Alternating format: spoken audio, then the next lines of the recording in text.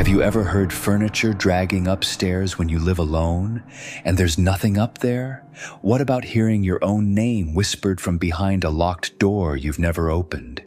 This happened to me about 4 years ago and I still can't explain it. I was living in a rental home just outside of Asheville, North Carolina.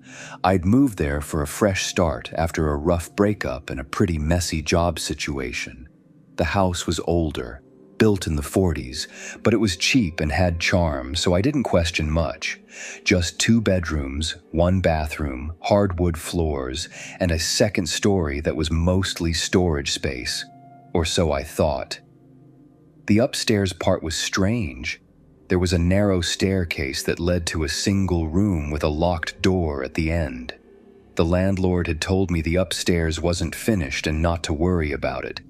It was just used for old insulation and stuff he kept in storage. The door had a heavy deadbolt, and I didn't have a key. Fine by me. I was renting the downstairs, and I wasn't exactly itching to crawl around an attic space filled with fiberglass. The first few weeks were quiet, peaceful even. I unpacked slowly, got used to working remotely, and spent most evenings watching movies on my little couch with a beer in hand, and my dog, Marley, curled up next to me. But then things started to feel off. It started with sounds, not just the typical creaks of an old house settling, but something different. The kind of sounds that made you sit up and strain to hear again. Things moving, soft, shuffling thuds from directly above my head. I told myself it was raccoons or squirrels in the attic. That was logical, right? But Marley didn't think so. He'd sit in the hallway staring up at the ceiling, head tilted, not barking, just listening, frozen. One night, I caught him whining softly and pawing at the base of the stairs. I called his name, but he wouldn't budge, just kept staring up like something was up there watching him. Still, I brushed it off. I was alone, adjusting, and maybe being a little paranoid. Then came the dragging sounds. That's what really got to me. One night around 3:30 a.m., I woke up to the sound of something heavy scraping across the floor directly above my bedroom. A long, slow, dragging noise, like a piece of furniture being moved. It started on the far end of the ceiling and scraped all the way to the other side. I laid there, completely still, my heart punching at my ribs. Marley was whimpering at the edge of the bed, ears pinned back. I wanted to believe it was an animal again, maybe something dragging a branch or, I don't know, but the sound was too clean, too deliberate.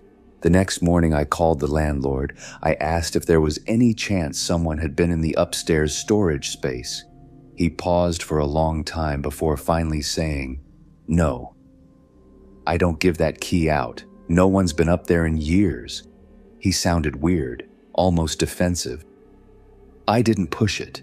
A couple nights later, I heard footsteps, this time unmistakable, slow, steady pacing above me from one side of the ceiling to the other, over and over again, heavy enough that small flakes of dust fell from the light fixture. I didn't sleep that night. I bought a stepladder the next day. I don't know what I thought I'd do. Break the door down, pick the lock. I climbed up to the top of the stairs and just stared at the door. It was solid wood, old, with deep scratches near the base, like something had been clawing from the inside. I didn't touch it. I just stood there until I felt this overwhelming pressure in my chest, like I wasn't supposed to be there. Like something on the other side of that door knew I was there, and it didn't want me to be. That's when the dreams started. For the next 2 weeks, every night I had the same dream. I'm lying in my bed, frozen, while someone, or something, walks slowly down the hallway toward my room. In the dream, I can't move. I can only hear the footsteps get closer, then stop right outside my door. I'd wake up drenched in sweat, heart racing, and every single time my bedroom door would be open, I never sleep with it open. I even started stacking a box of books in front of it before bed to see if maybe I was sleepwalking. But every morning, books moved, door cracked open, always open.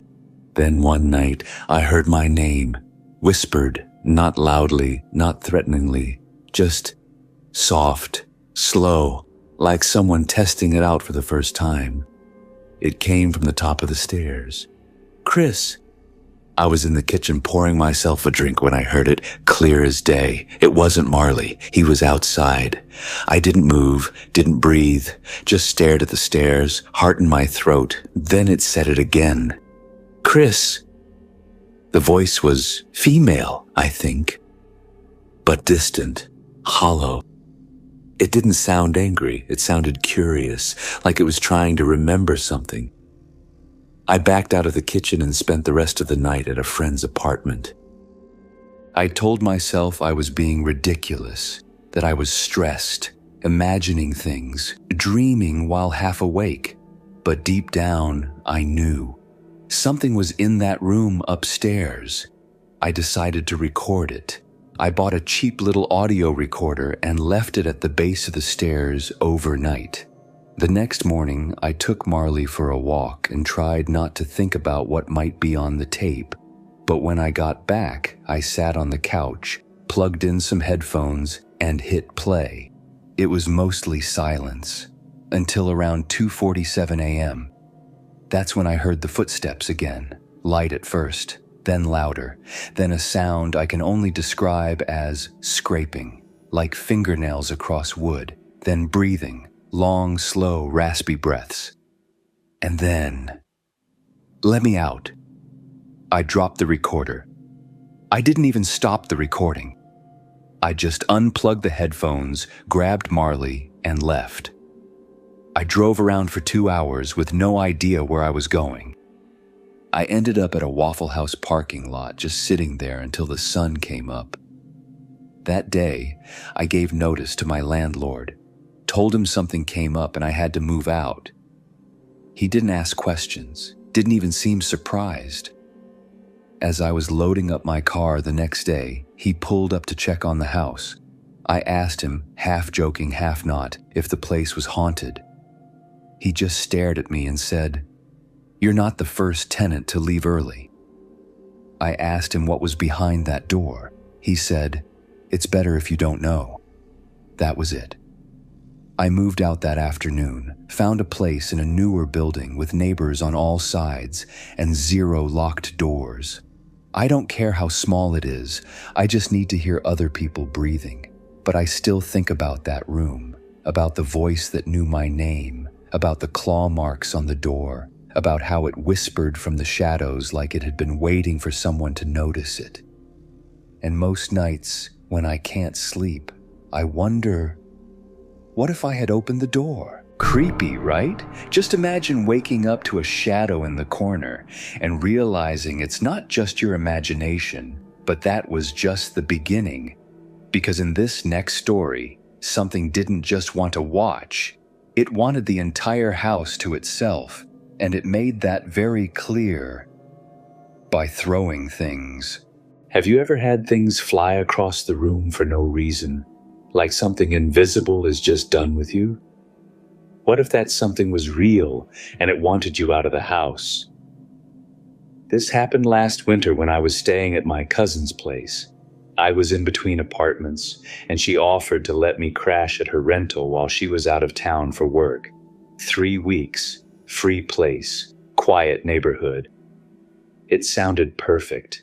The house was older, definitely had that creaky charm, but it was nothing out of the ordinary.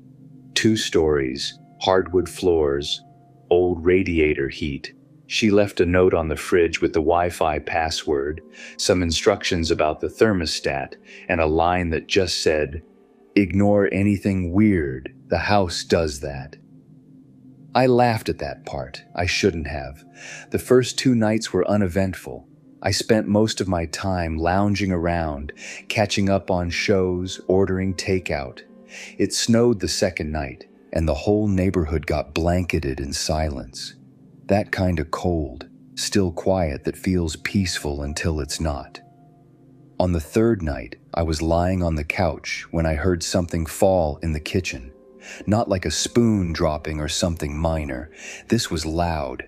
A heavy clatter that made Marley, my dog, immediately bark from the other room. I walked into the kitchen and saw one of the ceramic bowls from the drying rack shattered on the floor. It didn't make sense. The rack was dry, untouched. The other dishes were exactly where I left them. I checked for mice, a draft, anything, nothing. I swept it up and told myself it was a freak accident. That was mistake number one. The next morning, I found the silverware drawer pulled completely open. I didn't leave it like that. I know I didn't. A few forks and a butter knife were sitting on the counter next to it. Just sitting there. I checked the doors, the windows, the locks. Everything was secure. No sign of forced entry. I tried to brush it off. Maybe I was being sloppy and didn't realize it. Maybe I was tired. But that night, it got worse.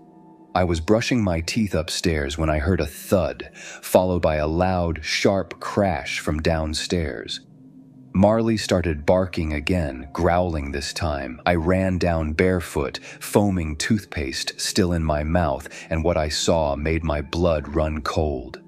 The lamp from the living room's side table was in the middle of the floor, smashed, not tipped, not bumped, like it had been hurled across the room. I felt this pressure in my chest, not fear exactly, more like confusion laced with panic. Marley stood rigid by the front door, his body low, tail tucked, ears pinned back. He wouldn't move. I backed up slowly, locked the front door again just in case, and called my cousin. She picked up sounding half asleep and confused. "I think someone might be messing with the house," I told her. She was silent for a second and then said, "It's not a person." I waited for her to explain, but she just let out this long sigh and said, "I should have warned you more. It's the house. Or something in it." I asked her what she meant, but she just said, "It throws stuff. It doesn't like people in its space. Just give it space and don't challenge it." I know that sounds insane, but it's real. I didn't even know what to say, but I couldn't argue with what I'd seen. That night, I left every light on and kept Marley in the bed with me. Around 2 a.m., I heard something slam against the bedroom door. Not once, not twice. Over and over, it wasn't subtle, it was angry. Like something was body slamming the other side of the door.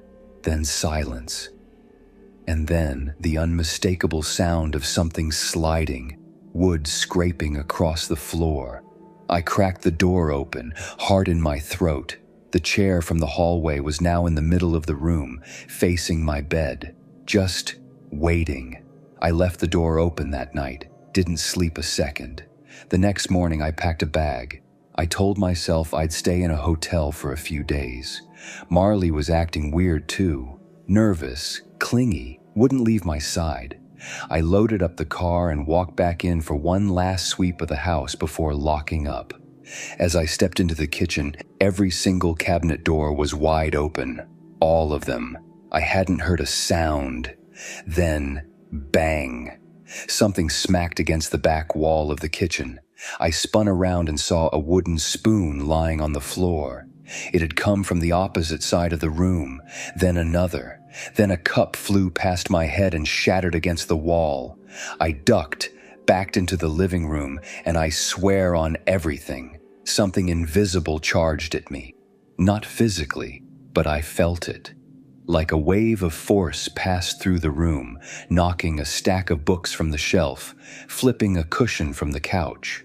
I screamed. I ran outside and slammed the door behind me. The second it closed, everything went quiet. The air felt lighter. I stood in the snow holding Marley, watching the windows. Nothing moved. I stayed in a hotel that night, called my cousin again and demanded she tell me everything. She finally admitted that the landlord told her the house had history. The owner before her only stayed 6 months. Before that, 3 different tenants in 2 years. Always the same complaints, stuff being moved, things breaking, aggressive energy. One guy even claimed he was pushed down the stairs. He left in the middle of the night and never came back. The landlord blamed the house's age, said it creaked and groaned and had bad insulation. But everyone who lived there said the same thing. It didn't feel empty. When I went back to grab the rest of my stuff, I brought 2 friends with me. I didn't tell them anything, I just said the place gave me the creeps. They helped me pack, and as we were leaving, one of them looked toward the kitchen and froze. "Did you hear that?" she said. I hadn't. She turned pale and said, "It sounded like someone whispering from the fridge."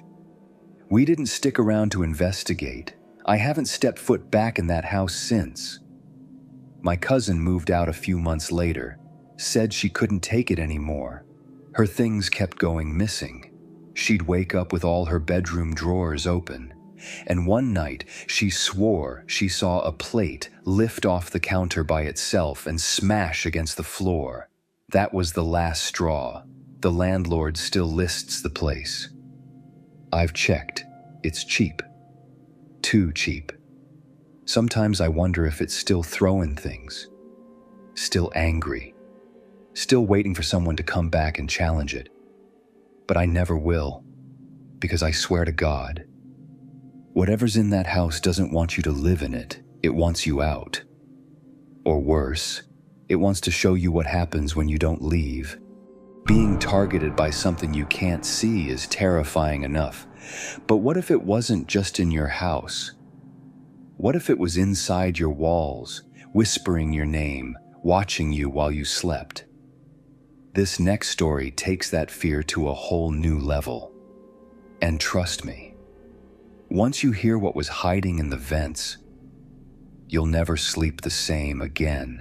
Have you ever heard voices coming through your air vents, but no TV was on, no one else was home, and the words were your name? What if something was using the walls to watch you? This happened to me 2 years ago when I moved into a 1-bedroom apartment in Columbus, Ohio. I had just gotten out of grad school and landed my first real job, so I was excited to live alone for the first time. The place was small but cozy. Ground floor, quiet neighbors, affordable. The unit had been vacant for months before I moved in, but I didn't really think twice about it. It had this strange built-in vent system, old school, probably from the 70s. Instead of HVAC, the building had these wide square vents in every room that connected to a larger central shaft, and sound traveled through them like nothing I'd ever experienced. If someone sneezed in a different unit, you could hear it. I remember thinking that was a little annoying, but manageable. Or at least, I thought it was. The first couple weeks were fine, normal even. I was settling into my job, getting used to the routine, but then I started hearing things, not voices exactly. At first it was just static, like the low hum of radio interference. It would come and go, always faint, always from the vent in my bedroom closet. I assumed it was something to do with the pipes or maybe the neighbors, but one night I was lying in bed, dead tired, and I heard something different, a whisper. It was so quiet I wasn't sure I actually heard it at first. I paused my podcast and just laid there. Nothing. Silence. Then again, faint but clear. Hey, just one word, drawn out, breathy. I sat up, heart skipping a beat. It had come from the closet vent, I was sure of it. I even turned my flashlight on and looked inside. It was just a square black shaft. No airflow, no source of sound, no explanation. I convinced myself it was nothing. Maybe the neighbors again, maybe even my own brain. I'd had a long day, but over the next few nights, it kept happening. Sometimes it was just static, sometimes soft murmurs, But then it escalated. It started saying my name, not yelling, not even talking, whispering, like someone pressed their lips to the vent and just let my name spill through it in the dark. Nina. Nina. I didn't sleep much after that.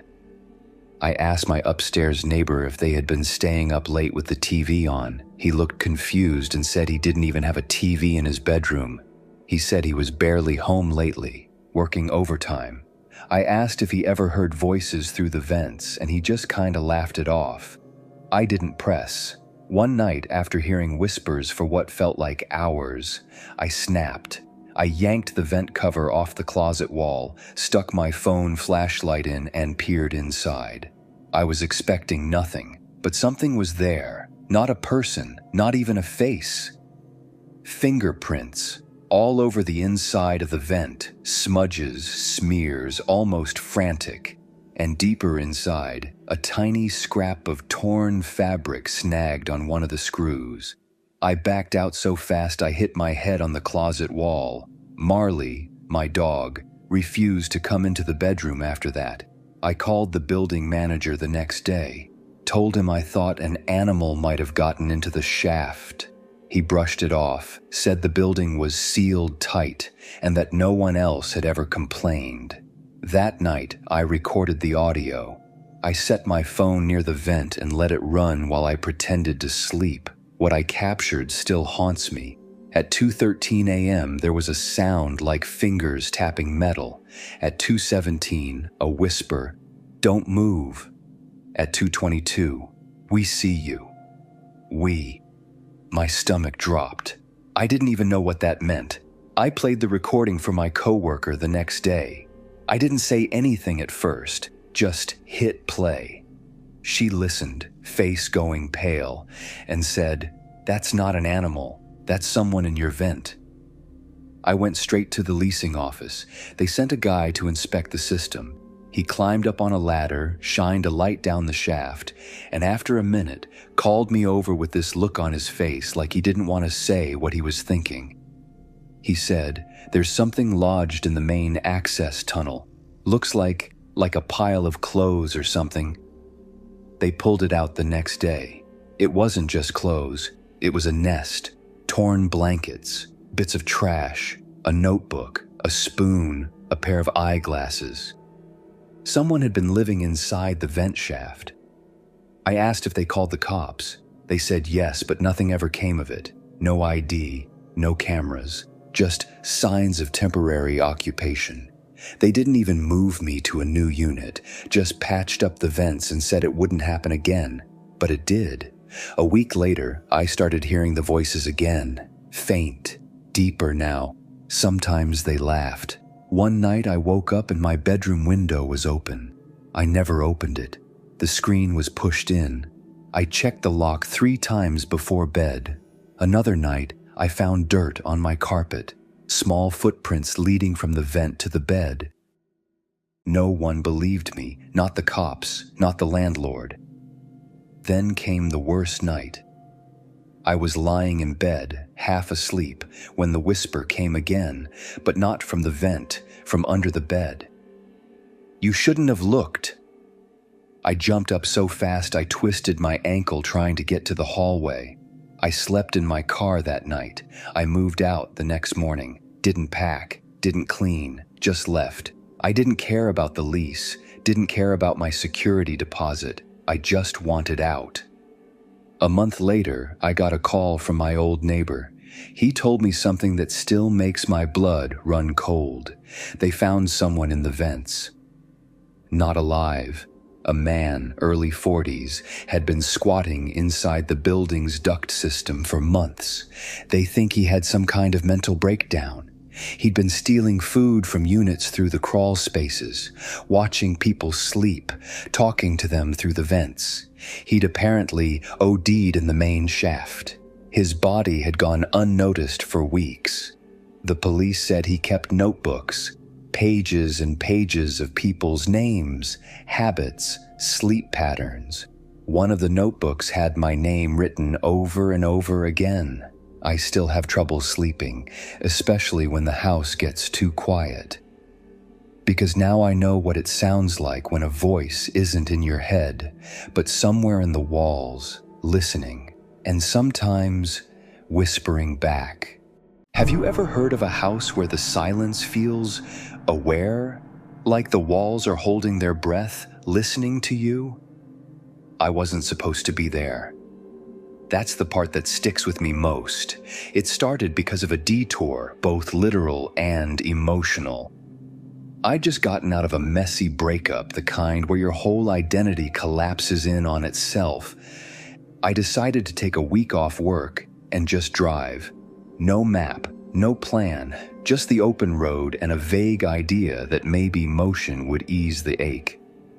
I ended up about 2 states over, somewhere in rural Kentucky, the kind of place where GPS starts to feel unreliable and the air smells like damp leaves and chimney smoke.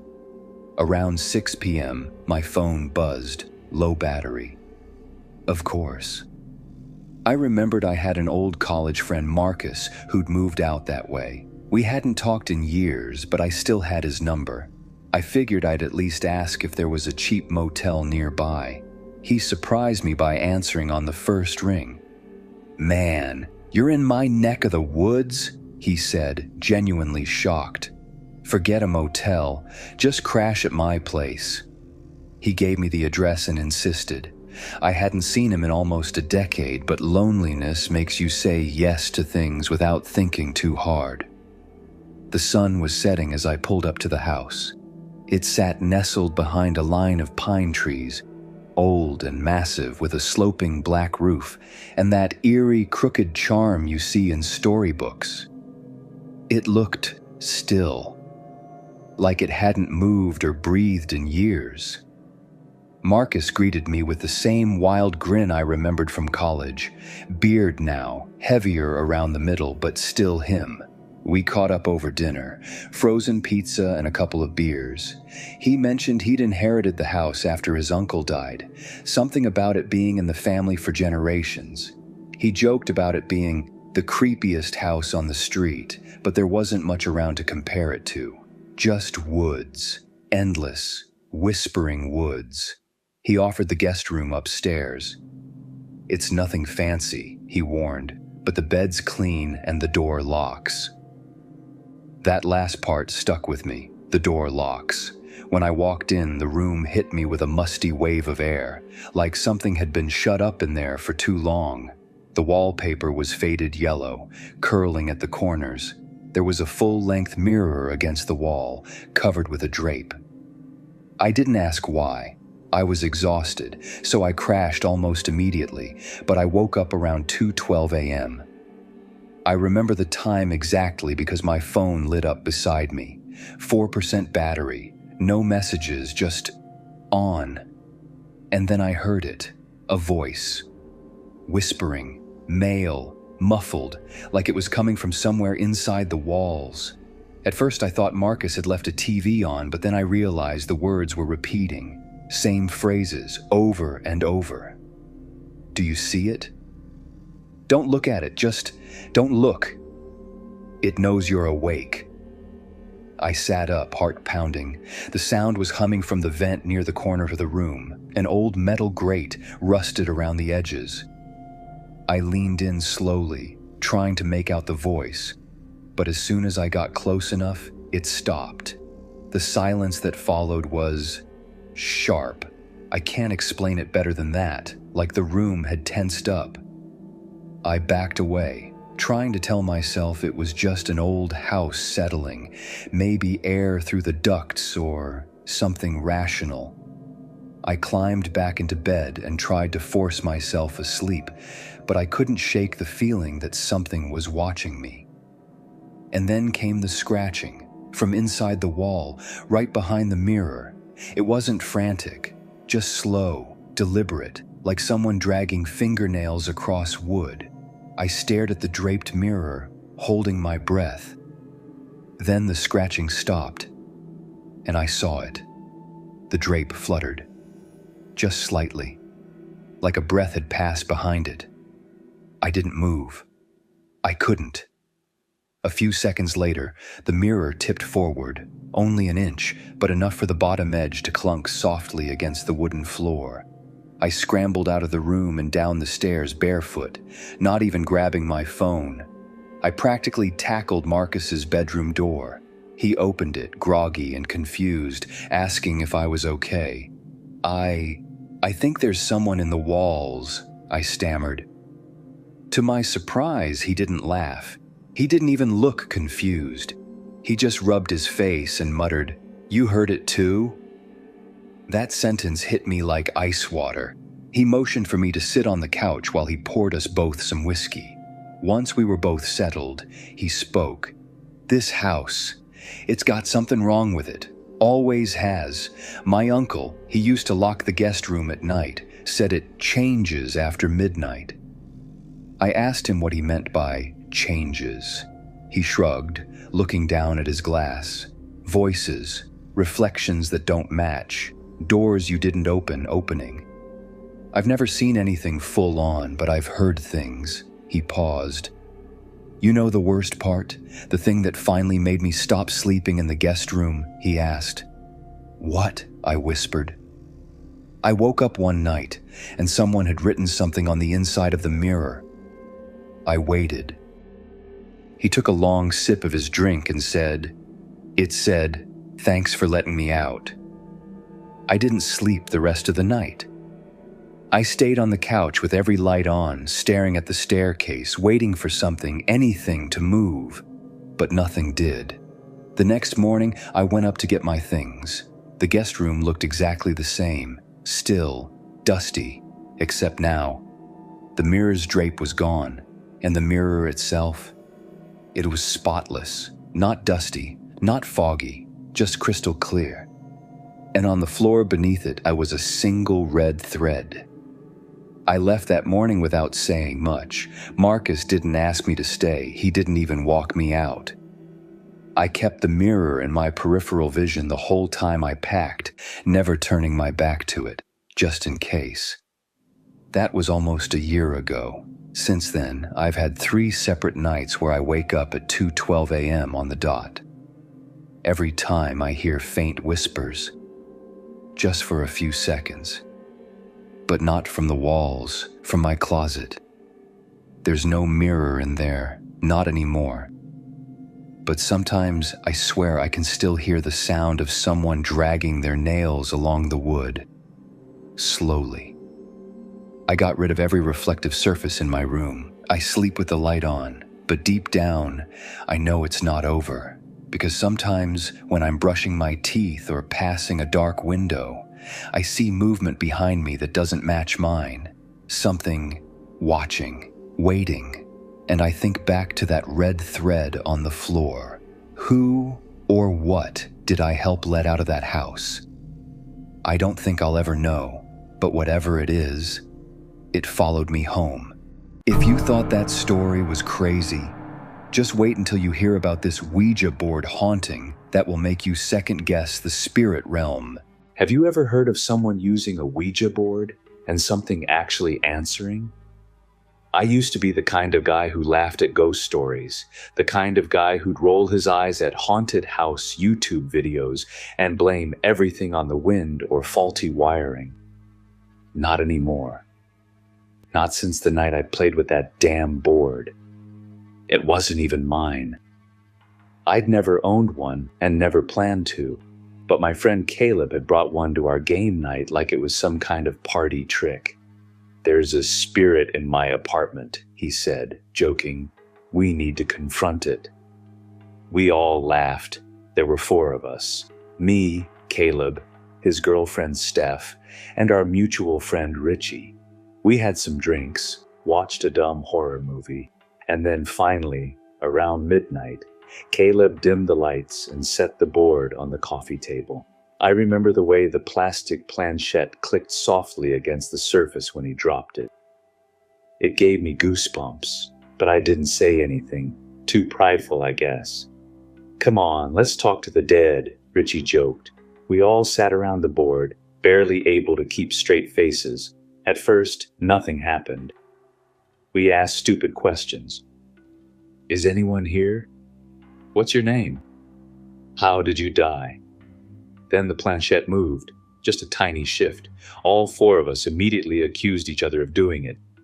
No, seriously, hands light, nobody push. We asked again, is anyone here? The planchette glided to, yes. Now we were all nervous laughing. Caleb, still playing the host, asked, who are you? The planchette slid around for a while before spelling Elias. None of us knew anyone by that name. Steph Googled it under the table and whispered, it's biblical. Means Yahweh is God. I remember feeling cold, like the air dropped a few degrees. I didn't say anything, but the hairs on my arms were standing up. Elias, I asked, how did you die? The board spelled out Burned. That's when the joke stopped. None of us said anything for a long second. The planchette was just sitting there still. The silence felt loaded. Steph finally spoke. Do you want to hurt us? The planchette jerked violently to yes. Everyone pulled their hands back at once. The thing clattered across the board and landed on the floor. I'm done, Richie said. Screw this. We all kind of awkwardly agreed and tried to laugh it off again, but something had shifted.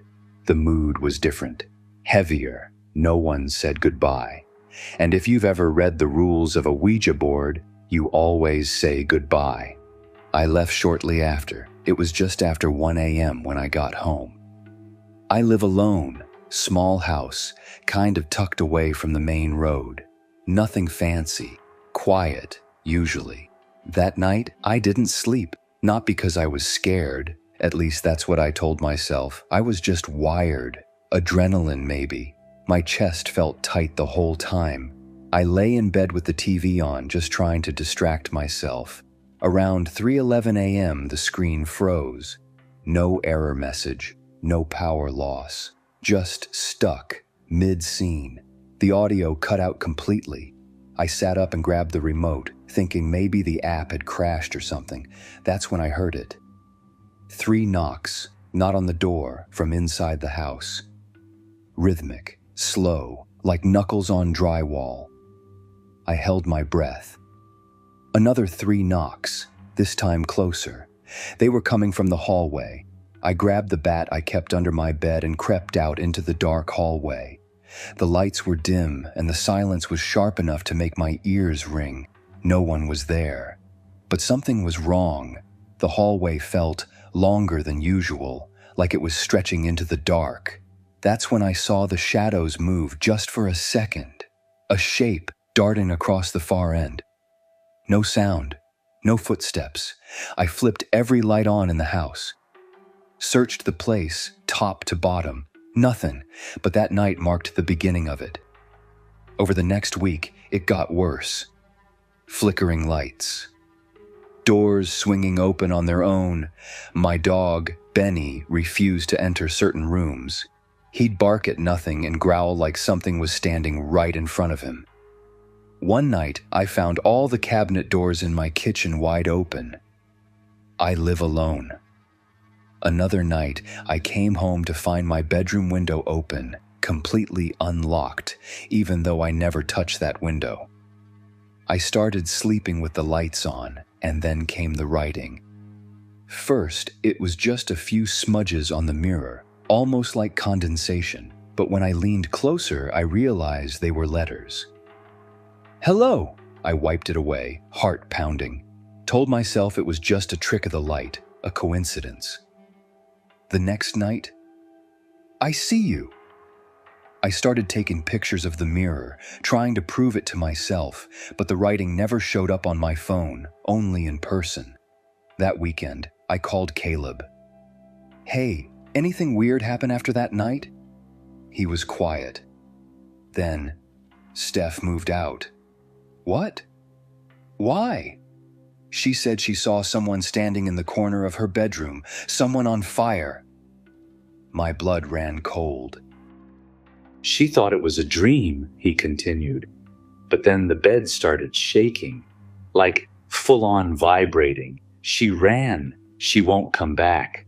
We talked for a while, both trying to make sense of it. He mentioned he had nightmares too, about fire, and a name he couldn't stop hearing, Elias. We decided to meet up the next day and close the session properly. Say goodbye, do it the right way. But that night, I didn't sleep. I tried.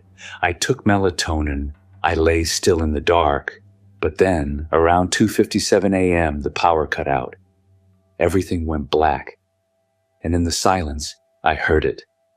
Breathing. Not mine. Low, rasping like lungs filled with smoke. Then a voice, right beside my bed. Say goodbye. I leapt up, scrambling for my flashlight. The beam cut across the room and landed on my closet door, wide open. Something moved just out of view. I ran, sprinted outside barefoot, phone in hand.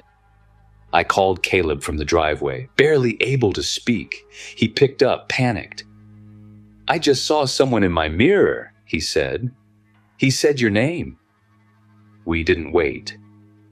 We drove to a random park and laid the board out on a picnic bench under a flickering lamppost. It was surreal, but we were desperate. This time, just the two of us. We placed our fingers lightly on the planchette. Elias, I said, are you here? The planchette slid to, yes. Did we let you in? Yes. My throat went dry. Caleb asked, oh, what do you want? It spelled home. Why us? I asked. The planchette paused, then slowly spelled open door. I was shaking. Then I asked the final question. Will you leave? A pause. Then, no. I started crying. I don't even know why. I just felt helpless. Caleb looked at me and whispered, just try it. We slowly moved the planchette to goodbye. The second it touched the word, the wind kicked up around us, hard. Papers flew. The lamppost above us blinked out. Then stillness. No movement. No noise. Just cold. After that night, things eased up. The mirrors stopped showing messages. The knocks stopped. Benny started sleeping in my room again. It's been almost 3 months since then, but I still keep every light on at night because sometimes when I wake up around 3 a.m., my phone screen is on, and the text notification just says, you didn't say it loud enough. I bet that story makes you never want to touch a Ouija board, ever. But just wait until in this next story, where a haunting gets so freaking creepy, it's not even funny. Have you ever seen someone in your house who wasn't supposed to be there but looked just a little too real to be a dream? When people talk about their childhood homes, there's usually some kind of warmth to it. Nostalgia, a favorite blanket, or the smell of dinner in the oven. I don't have that. My childhood home is something I try not to think about, especially the room at the end of the hallway. We called it the blue room because of the walls, not the mood. But the name ended up fitting more than we ever realized. We moved into that house when I was around 8. Quiet street, suburban cul-de-sac, nothing fancy. Just a single-story home with a big backyard and a lot of old creaks. My parents loved the house. They always used to say it had character. But even as a kid, I knew something was wrong with it, especially with that one room. It was supposed to be a guest room. Light blue walls, tiny window that faced the neighbor's fence, always colder than the rest of the house. No matter how high the heat was, it stayed cold. My mom kept the door shut most of the time, said it saved energy. That's not why. It started with small things, footsteps at night. My parents would brush it off as the house settling or my imagination. But they didn't hear it the way I did. The steps were deliberate, heavy, slow, like someone pacing in a circle, and always, they ended at the blue room door. I shared a wall with it, so I'd lie in bed and hear that soft creak of the floorboards on the other side, like someone was walking back and forth, right behind the wall. Sometimes I'd knock on it, just once. Software. And I'd swear to God, I'd hear 2 knocks back. I never told anyone. I figured it would sound insane, that maybe I was dreaming or just being a scared kid until my older brother brought it up. He was 16 at the time, total skeptic. One night he came into my room out of nowhere. He looked pale, shaken. That wasn't like him. "You hear someone walking around at night?" he asked. I nodded. He stared at the wall we shared with the blue room. "Don't go in there," he said. "Ever." I didn't ask why, but a few days later he moved all his stuff into the garage and started sleeping out there. Claimed it was cooler, more private, but I think he just wanted to put distance between himself and that room. Things got worse after that. My mom started misplacing things, her keys, her jewelry, even entire grocery bags. At first, we laughed it off. "Ghost of the blue room strikes again," my dad used to say, until he stopped joking about it. One night, I woke up to him yelling in the hallway. I ran out and saw him standing in front of the blue room door, holding a golf club like a bat. He looked at me and said, "I saw someone go in." He flung the door open and turned on the light. Empty. Nothing was out of place, nothing missing. But the bed sheets were pulled back, like someone had just gotten up. He didn't sleep the rest of the night. After that, we kept the blue room door locked. My mom even stuffed a towel under the crack, said it was to keep the cold from seeping out, but we all knew better. Years passed. We just ignored it, treated it like a utility closet, a weird corner of the house that didn't belong to us. Eventually, I moved out. My brother had long since left. My parents stayed. And for a while, I forgot about it. Until 2 years ago, my dad passed away. Sudden heart attack. He died in the living room. After the funeral, I came back to help my mom with the house. Clean up, handle the bills, try to be the adult, even though I didn't feel like one. She didn't want to stay alone. I offered to move back in for a while. The first few nights were okay. Quiet, almost too quiet. But on the fourth night, around 2:40 a.m., I woke up to a sound I hadn't heard in over a decade. Footsteps. The exact same pattern I remembered. Slow, deliberate, circling. I sat up in bed and listened. And then came the knock. One soft tap on the wall right behind me. I froze. I didn't move, didn't breathe, just stared at the wall, heart pounding. I told myself it had to be something else. A pipe, the wind, anything. But then, it came again. 2 knocks. I got up, quietly crept into the hallway. The blue room door was unlocked, slightly ajar. I couldn't explain it. I know I hadn't touched it. And my mom wasn't strong enough to open the door.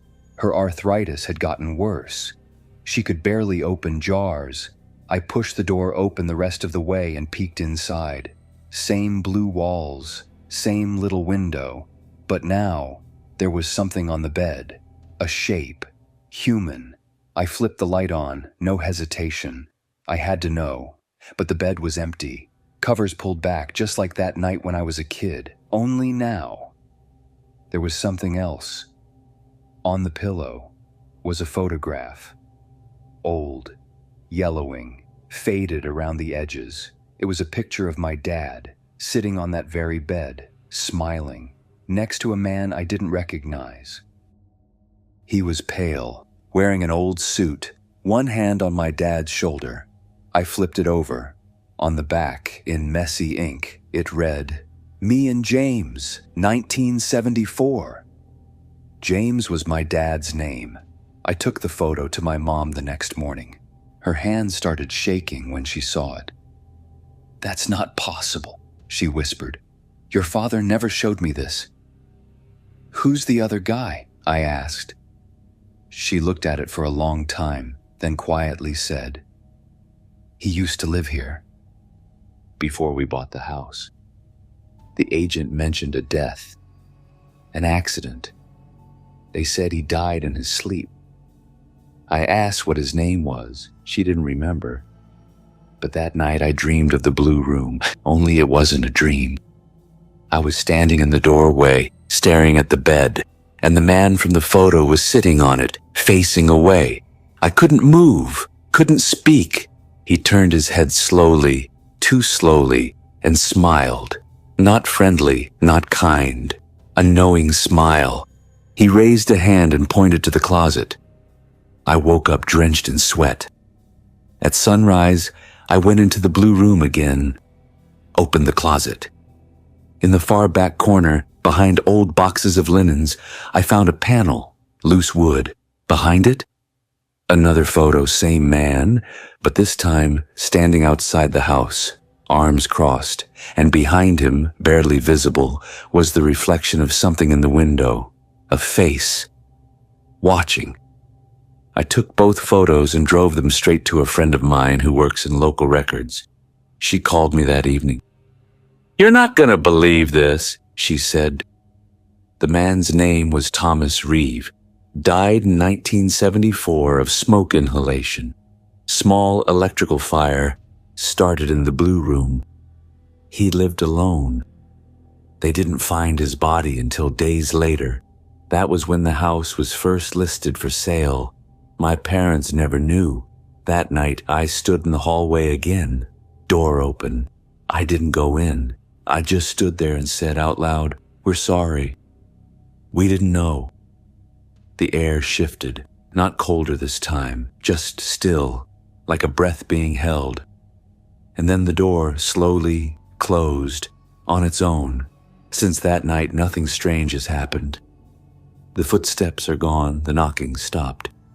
We still keep the door shut, but sometimes when I pass it, I feel a presence. Not angry, just waiting, watching. And every now and then, I dream about the blue room, and he's always there, sitting on the bed, pointing to the closet. I live in a mid-sized apartment complex on the edge of a not-so-great part of the city, far enough from downtown that it's mostly quiet, but close enough to hear sirens every night. I moved here 2 years ago after my divorce. I work nights at a call center, so I usually get home around 1:30 a.m., sometimes later if I miss the right train. The building is old, bricks crumbling in some corners, hallway lights that flicker for no reason, and pipes that bang when it gets too cold. I'm used to it. Honestly, the rent's cheap, and I've never had a real issue. Until about 6 months ago. There's an alley that runs behind the building. Used to be a loading zone back in the day. Now it's just a cracked concrete strip that wraps around the back, littered with busted-up crates and rotting trash bins. There's one working street lamp in the alley. It's halfway down and buzzes faintly whenever you walk by. That's the only light back there. I always cut through it to get to the side entrance. It's faster than walking around the block. Yeah, I know it's not the safest idea, but I'm usually tired, and I just want to get inside. One night, I was heading home like usual. It was just after 2 a.m. The train had been late, and the streets were dead. I turned the corner into the alley and immediately noticed something different. There was a sound, sharp, thin, like metal on metal, like someone dragging a pipe along a fence. It wasn't loud, but it was distinct, rhythmic. I stopped walking. I looked down the alley but didn't see anyone. The sound stopped. I figured it was a raccoon or maybe a busted AC unit. This building's full of weird noises. I shook it off and kept walking, pulling my jacket tighter. The air felt heavier than usual. I told myself it was just cold. As I reached the side entrance, I thought I heard something, like someone whispering, but not words, more like a breath trying to form one. I paused with my key in the lock and turned around.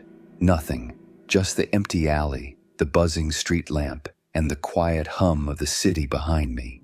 I got inside and didn't think much about it. Until the next night. I took the same route home, different night, same dead streets. I turned into the alley, and this time I noticed something immediately. The light. That street lamp. It was out. I stopped. The alley was pitch black except for a faint orange glow spilling from my building's side stairwell. I squinted into the dark. No sound, no movement, just silence. I don't know why, but something in me said, "Don't walk. Just don't." I stood there for maybe 30 seconds and then I heard it again, the dragging sound. But this time, it wasn't distant. It was right there, like just a few feet in front of me. Then came a sound I'll never forget, a scream, not a shout, not someone in pain. This was pure animal terror. A woman somewhere in that alley, screaming like her soul was being torn out of her. Then it cut off, just gone, mid-scream, no echo, no footsteps, nothing. My legs locked. I couldn't move. I just stood there, eyes wide, trying to make sense of it. A second later, I heard a door slam somewhere above me. Then another scream, closer, higher pitched. This time it didn't sound like a woman, it sounded like a child, and it came from above me, from one of the windows in my building. I turned and ran inside, heart racing. My keys slipped from my hand twice before I got into my apartment. I didn't sleep that night. I told myself it must have been someone watching a horror movie too loud. I mean, it's a city. People are weird. But something about it didn't sit right. The next day, I asked my upstairs neighbor, nice lady, lives with her teen daughter, if they heard anything strange last night. She paused, then said, "Oh, you heard it too?" She told me that at exactly 2:15 a.m., she woke up to the sound of someone screaming. Not from outside, but from inside the building, like someone was in the hallway. She opened her door and saw nothing, but said the scream seemed to echo from everywhere, like it was in the walls. I felt this chill crawl up my spine. We talked for a while and figured maybe it was a one-time thing, but it wasn't. Over the next 2 weeks, it kept happening, always just after 2 a.m., always starting with that sound, the dragging metal, then the scream. Sometimes it came from outside, sometimes inside. One time it sounded like it was right outside my apartment door. I called the cops, twice. So did other neighbors. They came, walked around, found nothing, said it was probably a prank or a mental health case. They told us to keep our doors locked and call if it escalated. It escalated. About a week later, I was walking home through the alley. Yeah, I kept using it like an idiot when I heard it again. The dragging metal. I froze. This time I saw something. Under the flickering street lamp, something moved. Just a shadow, low to the ground, crawling. I thought it was a dog at first, but the way it moved wasn't right. It was too smooth, too fast, like it was gliding. And then it stood up. I swear to God, it rose from the ground like it was on strings. I couldn't see its face, just a shape. Tall, thin, arms too long. And it turned toward me. I ran. I didn't even try to be quiet. I sprinted into the building and up to my apartment, slammed the door, locked every bolt, and slid to the floor. I didn't sleep that night either.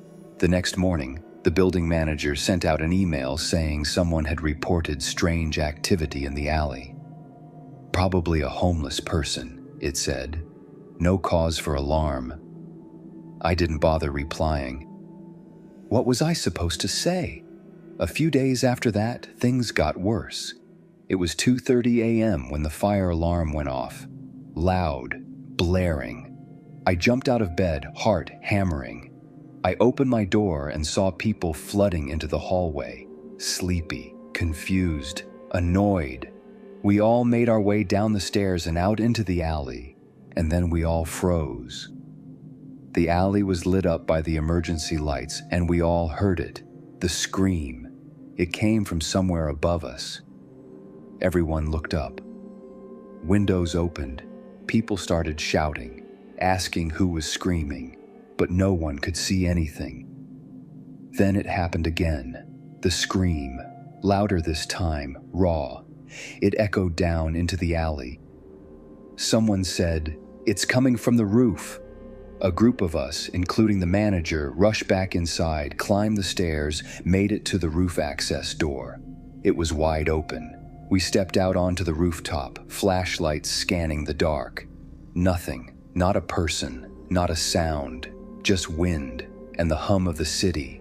That night, the cops actually took it seriously. They questioned us, searched the building, brought dogs. They didn't find anything. No forced entry, no one on the roof, nothing in the alley. They said maybe it was a disturbed tenant. But no tenant was missing.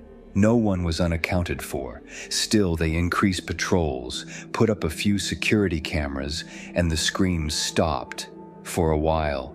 It's been 2 months now. Quiet, almost too quiet. But last night I was walking home from work again. I took the long way this time. I wasn't going near that alley, but when I rounded the corner of my block, I saw something that made my blood run cold. Under the buzzing street lamp, where it all started, there was a smear on the ground, dark, wet, like something had been dragged. And in the silence of the night, I swear I heard it. The scream, just a whisper, far off. But it was there. To this day, everyone heard those screams. But no one, not one of us, ever saw who was screaming. And I think whatever it is, it's still out there, waiting for someone to look too long, to get too close.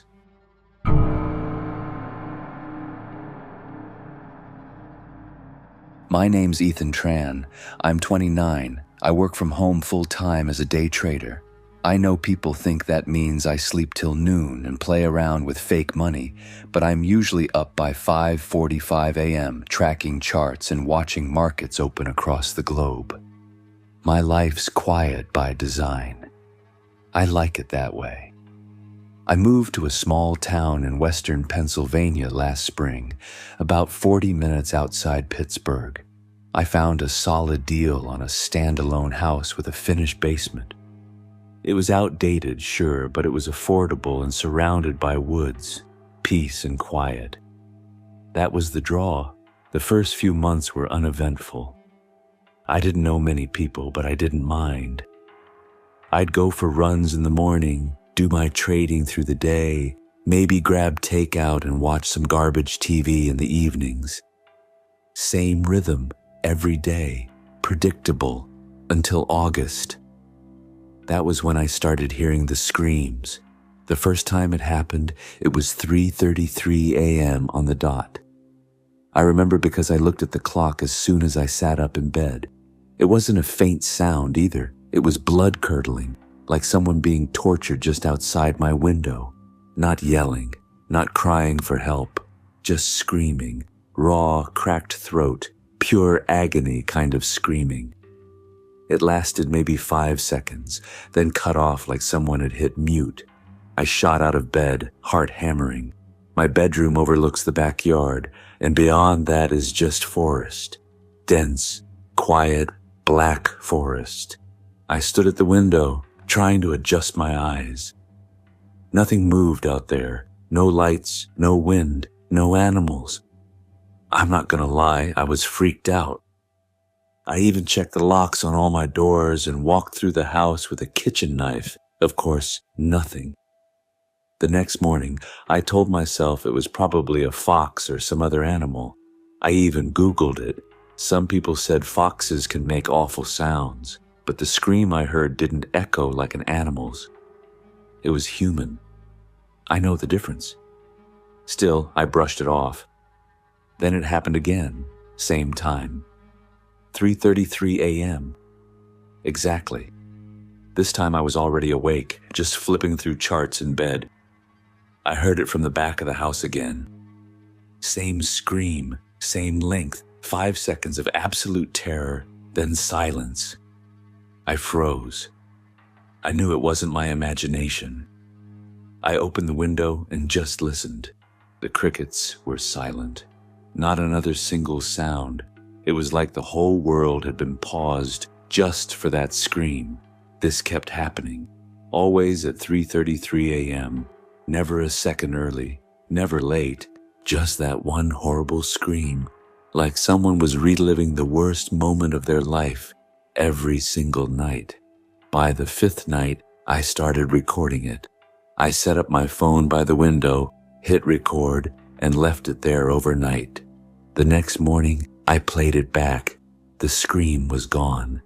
The rest of the night recorded fine, ambient noise, the hum of the AC, but that 5 seconds of time, just silence. I thought maybe my phone glitched, so I tried again. I bought a cheap security camera, set it up to cover the whole backyard. That night, same thing.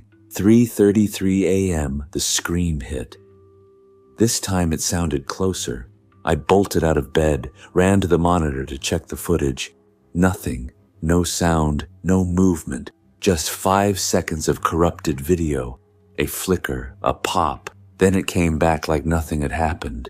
That was when I started to realize this wasn't normal, and it wasn't mechanical. I talked to a few neighbors the next day. Most of them were older. When I brought it up, they got cagey real quick. One guy, a retired steel worker named Chuck, told me flat out, "Don't go looking for that noise." He said, "Whatever it is, it don't want you to see it. Just let it pass." That freaked me out more than anything else, because it meant I wasn't the only one hearing it. Eventually, I got brave, or dumb, depending how you look at it. One night, I stayed up with all the lights off. I sat by the window, phone in hand, audio recording, eyes locked on the tree line. I watched the clock on my laptop, 3:33 a.m. It started again, but this time, it wasn't just one scream. There were two, and they came from different directions. One from the woods, one from the side of the house, and then a third, far away, and a fourth, closer. I don't know how to describe the feeling. It was like being in the center of a target, like whatever was out there knew I was listening. And then came the worst part. A knock, one single knock on the back door. I couldn't move. I sat there in the dark, holding my breath, phone shaking in my hand. The knock didn't come again. When I finally worked up the nerve to turn on the lights and check the door, no one was there. Just wet footprints on the wooden porch, barefoot, human-shaped, leading away from the door into the woods. After that night, it stopped for a while. A whole week went by without a single sound. I thought maybe it was over. Then it came back, but this time, during the day. It was 11:52 a.m. I was mid-trade, staring at 3 monitors, totally focused. The scream hit like a gunshot. Loud. Closer than ever. It didn't come from outside. It came from the basement. I nearly flipped my chair over, jumping up. I grabbed the same kitchen knife I'd been using for weeks and crept down the stairs. I flipped the basement light. Nothing. Except one thing. The floor had dirt on it. A trail of it, like someone had tracked it in barefoot. The prints led to the far corner, where the breaker box is. Right in that corner, the air was freezing. I could see my breath. I didn't find anything else. But after that, the screaming changed. It wasn't once a night anymore. Or even just at 3:33. It started happening at random times. Morning, afternoon, middle of dinner. And always for exactly 5 seconds, never more. It drove me insane. I couldn't focus. I stopped trading. I stopped sleeping. My hands were shaking all the time. And the worst part, no one else could hear it anymore. I'd call friends while it happened, dead silence on their end. I'd record it again. Nothing, not even corrupted files. Just me, screaming back at nothing. One night I had enough. I left my house, went to a motel 30 miles away, middle of nowhere. Just a gross little room with a static TV and musty curtains. I felt better. Until 3:33 a.m. The scream came again, louder than ever, right outside the motel room door, and this time it was followed by a voice. It whispered through the door, "You left too late." I didn't sleep again after that. I moved 2 months later, packed up what I could, left most of it behind. Took a job that doesn't let me work from home anymore. I live in a condo now, downtown, lots of people, no woods, but sometimes I still wake up at 3:33, no sound, no screams, but I can feel something waiting, just outside my window. My name's Lena Marsh. I'm 26, and last year my fiance and I were looking to buy our first home. He's a software engineer. I'm a dental hygienist. We were doing okay for our age and figured it was time to get out of our little apartment in the city. We weren't looking for anything crazy, just a starter home, something affordable, quiet, maybe a little yard. We ended up finding this place about 20 minutes outside town in a cul-de-sac of older brick ranch homes. The kind of neighborhood where the mailboxes still creak when you open them and the sidewalks are cracked but familiar. It felt lived in, safe. The house itself was small, a little outdated, but it had potential. Hardwood floors, a backyard, a decent kitchen. One weird thing though, the seller had boarded up a window in the smallest bedroom, like fully covered it from the inside with wooden panels and drywall. When we asked the realtor, she acted like it wasn't a big deal, said there'd been a leak issue and it was just easier to seal it up. She promised the inspection showed no mold or water damage, so we let it go. We bought the house a few weeks later, moved in that August. That sealed window stuck in my mind, but I figured we'd deal with it eventually. The first few weeks were uneventful. We painted, made a bunch of trips to Home Depot, argued over curtain colors, all the usual first home stuff. We turned that small room into a guest room/office, even though it always felt a little off. Stale, heavy, like the air didn't move right. And then one night, we heard it. It was maybe 3:20 in the morning. Both of us were asleep when we got jolted awake by this piercing scream. I can't stress this enough. This wasn't someone yelling. It was screaming. High, female, like someone being ripped apart. And it was close, like it was coming from inside the house. My fiance, Carter, jumped out of bed, grabbed the bat we keep by the closet, and tore through the hallway yelling, "Hello!" I followed right behind him. Nothing. We checked every room. The doors were locked. No broken windows, no open closets, nothing. But when we got to the small guest room, the one with the sealed window, the air was cold, like winter cold. Our skin actually prickled from it. Carter said maybe it was a nightmare. We went back to bed, both pretending to believe that. It happened again 2 nights later. This time it was exactly 3:33 a.m. And this time it didn't just wake us. Our neighbors heard it too. The older couple next door, Mr. and Mrs. Juno, knocked on our door the next morning, asking if everything was okay. They said they heard screaming, but couldn't tell where it was coming from. They were worried someone had broken in. We told them we didn't know either, that it might have been a TV. They didn't look like they believed us, but didn't push. After that, the pattern started. Every 2 or 3 nights, always at exactly 3:33 a.m. Always the same scream, always from the same part of the house. We started to dread the nights. I even set an alarm for 3:30 just to beat it. But it didn't help. One night, Carter had this idea to unseal the window.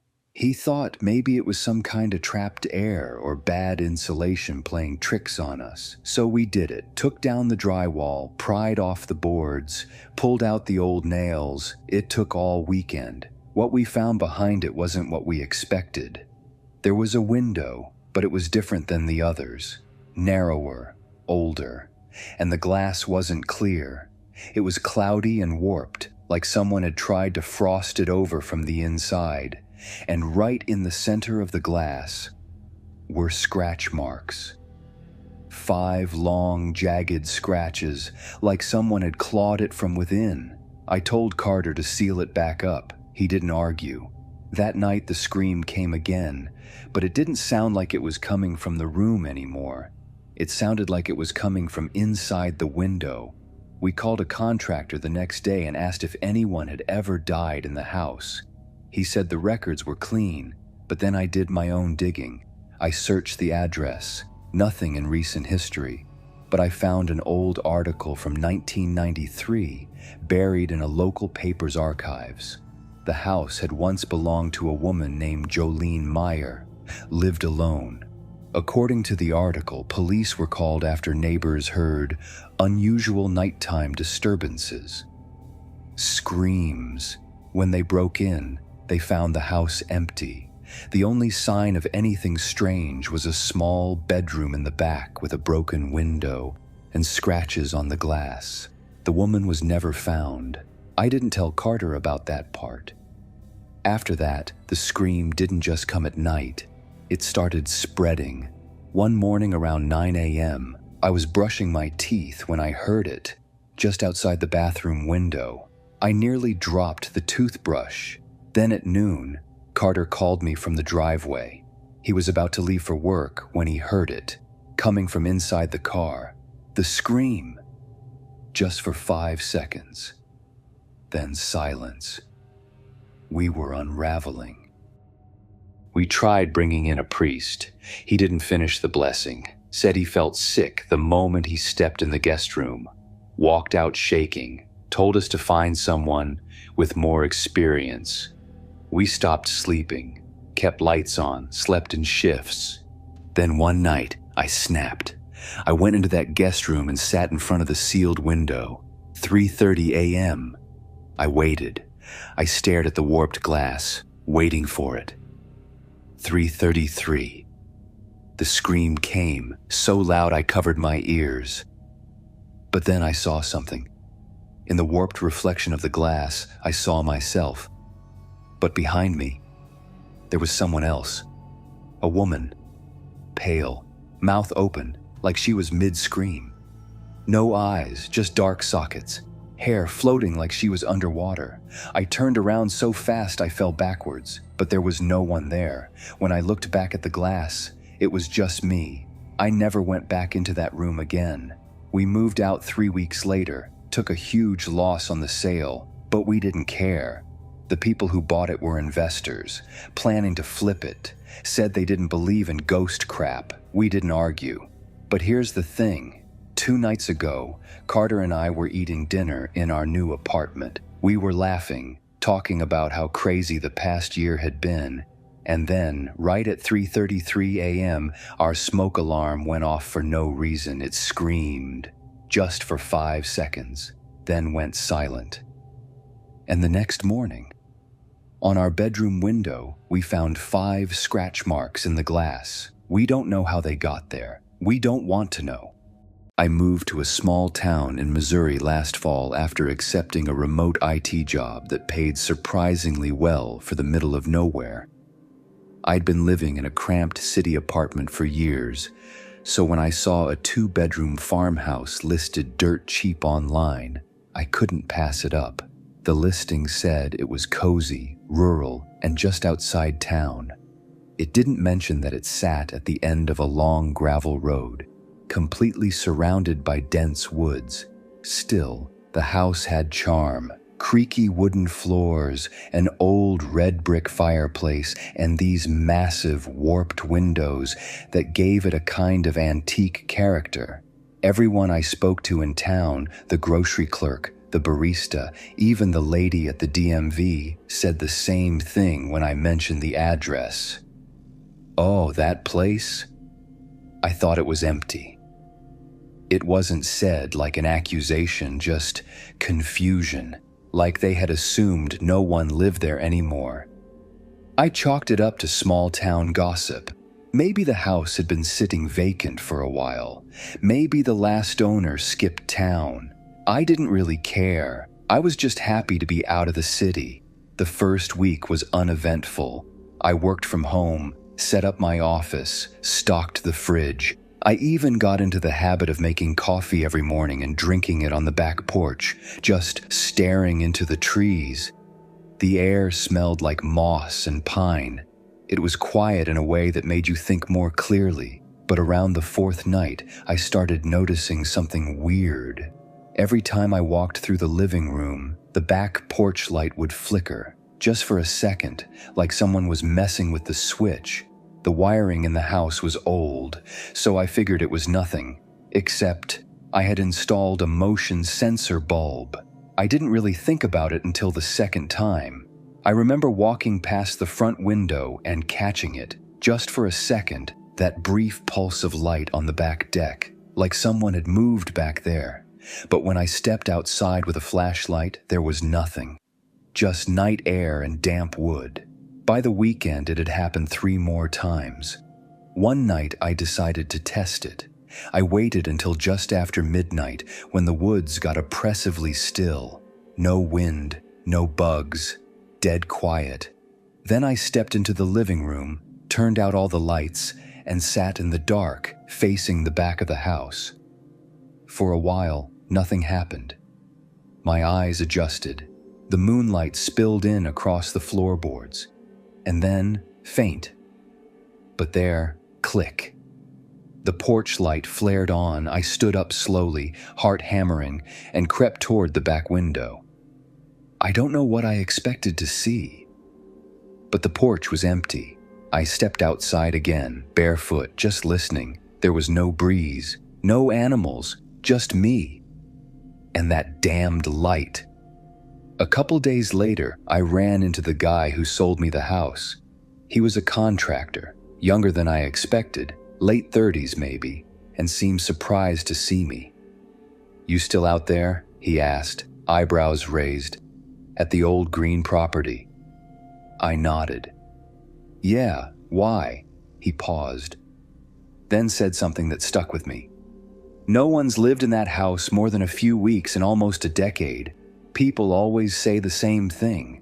Weird sounds, lights acting up, just off."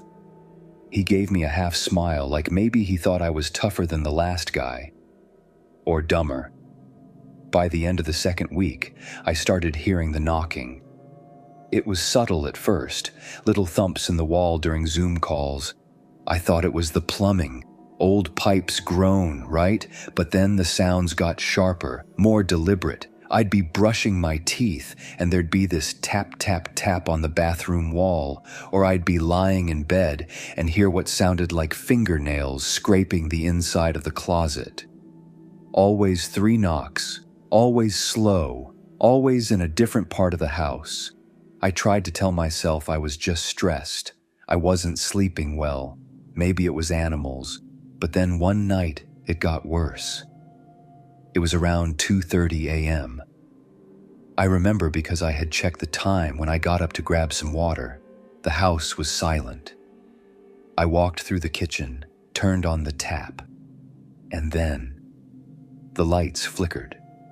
Not just the kitchen. Every light in the house. A single blink, then darkness. That's when I heard the footsteps. They were soft, like someone walking barefoot across the hardwood.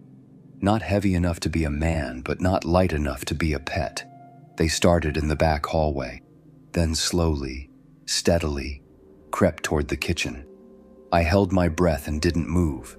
The steps stopped just outside the doorway, like whoever it was standing right there, just waiting. I couldn't see anything. Then, the sound of the fridge compressor kicked on. The lights blinked back to life. There was no one there. I bought a security camera the next day, just a cheap one, motion activated with night vision. I mounted it inside, facing the hallway that led to the back porch.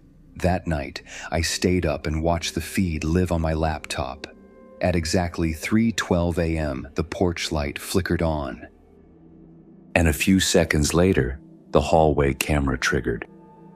I sat up in bed and leaned forward. There was someone walking across the frame.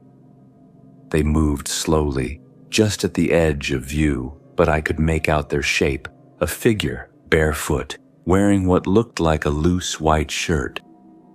And they were wet. Dripping, actually. I could see the droplets trailing across the hardwood behind them. But the worst part? I never heard the door open, not once. I sent the clip to the local sheriff's office, but they said the footage was too blurry to confirm anything. They offered to send a patrol car, but I declined. I didn't want to seem paranoid. Big mistake. That weekend, everything boiled over. I had gone into town to grab groceries, just to get out of the house. And when I came back around 8:45 p.m., the front door was wide open. I stood frozen in the driveway, staring at it. My stomach dropped. I know I locked it. I remember twisting the deadbolt and double-checking, but now it just stood there, like it had been left open for hours. I stepped inside slowly, 1 foot at a time. Every creak of the floor made my chest tighten. The house smelled damp, like wet earth, like something had been dragged in from the woods. I walked from room to room, lights on, lights off, nothing. No signs of forced entry, no broken windows, nothing missing. But in the hallway, right where the figure had walked in the camera feed, the floorboards were wet. Just faint prints, like someone had walked through with wet feet and stood still for a long time. There was one final set of prints leading up to the attic ladder. I stood there staring at the ceiling panel. And then I heard it. 3 knocks. From above me. I didn't go up there. I don't care what anyone says. I turned and left, drove straight to a motel 15 minutes outside town, called the cops from the parking lot. They searched the place from top to bottom. Nothing, no sign of a break-in, no footprints. And the attic? Completely empty, not even dust prints. But when I went back a few days later to collect more stuff, I noticed something tucked behind the fireplace, almost like it had been slid into place intentionally. It was a shoe, small, child-sized, completely soaked. I moved out a week later, didn't sell the place, didn't go back, just listed it as is.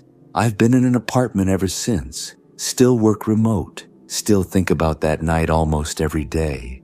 Everyone said the house was empty, but no one ever asked why they thought that. And to this day, no one's been able to explain who or what left those wet footprints across the floor. All I know is something was living there, and it wasn't me.